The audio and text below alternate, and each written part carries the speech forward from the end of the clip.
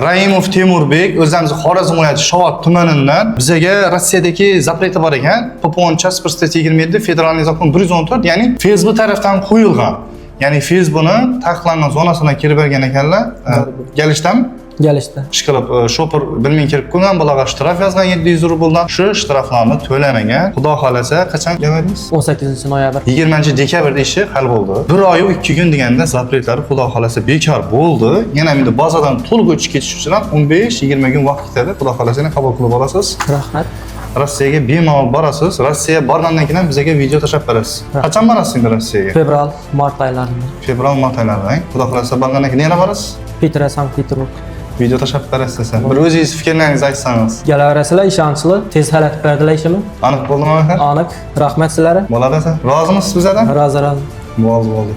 Deporti zapreti bor do'stlarimizga bu videoni tashab qo'yamiz. Bu yerda aviabiletlarni xarid qilsangiz ham bo'ladi.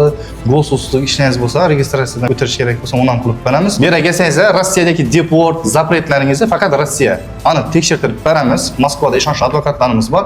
Agar sud orqali bekor qilinadigan bo'lsa, sud orqali shunday deb bekor qildirib beramiz. Bizning ofisimiz Xorazm viloyati Urgan shahrida, Urdun ko'chasida. Marfatchilar 76 desangiz lokatsiyada chiqadi yoki pastda Telegram nomerlarimizni yozib qoldiramiz. Telegram dastasida operator qizlarimiz lokatsiya tashab beradi.